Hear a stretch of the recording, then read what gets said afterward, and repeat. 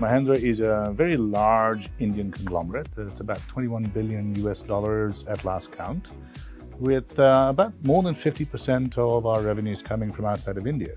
You know, in the last 70 years, from being an Indian company, we've now evolved to being a true multinational. We're present in about 100 countries in the world and in businesses which are very diverse.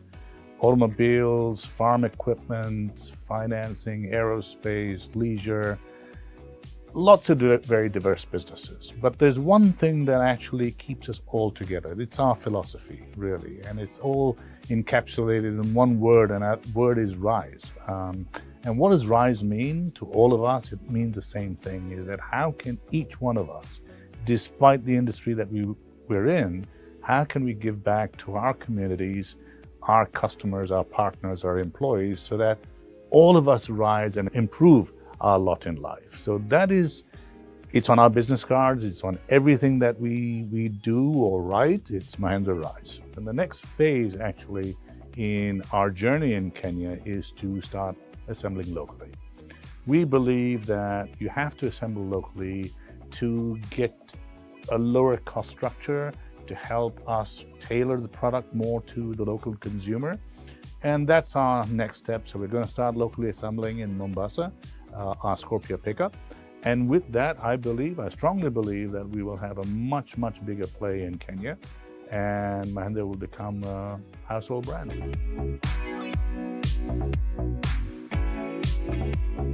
So right now we've just seen the vehicle has come from the welding section. It's been painted and dipped in anodized to ensure that rust is prevented. Now, right here, they're about to assemble the fuel tank of this particular car. And then once they do that, because they're trying to sort out everything that's underbody, we're going to move to the suspension and cross members of the vehicle, just to ensure that the vehicle has a steady suspension system, both front and rear. So come, follow me.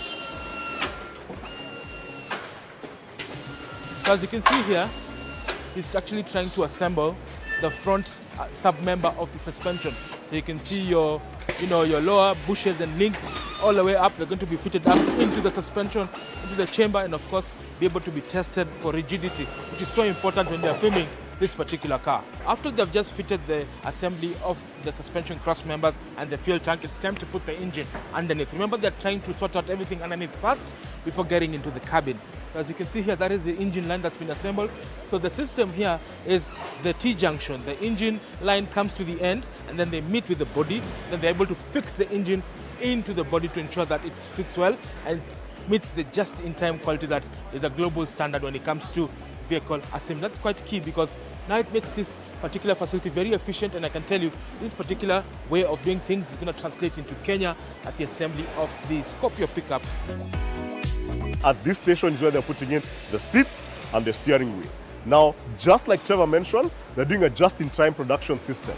What this means is that on the line itself, there's actually no storage, because there are packs or kits that travel with each of these vehicles. One is going on the line, and all of them have been coded specifically for that vehicle itself. Now, the doors that are missing are actually on a separate line called the door line, where they're also getting fitted for the interior over there. Now, of course, the windows, the electricals and everything. And then going forward, the doors are going to be connected to the car just before it goes into the finishing line. So one of the things about this factory and the technology that they're employing is that they're using very heavily robots. And you can see over here, some of the parts in these bins that are going to each and every vehicle are actually taken around the factory by an automated robot.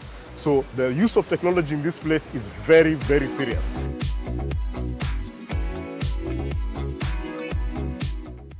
On my left, as you can see here, we have a robotic arm that actually glues the windscreen and the rear windscreen together, putting glue at a very precise condition so that by the end of it all, you'll be able to stick it onto the vehicle and make sure that it has the precise amount of glue for it. It's so robotic, it's amazing, because it actually measures every single part of the edge of the windscreen and ensures that the glue is applied at the right amount so that you don't have smudges at the end of the pillar. So that is amazing. I mean, that level of automation courtesy of Mahindra. So right now, as you can see behind me, we've just finished the cabin trim, so they're putting on the door panel so that it finally goes for the testing phase of this particular, the KU100.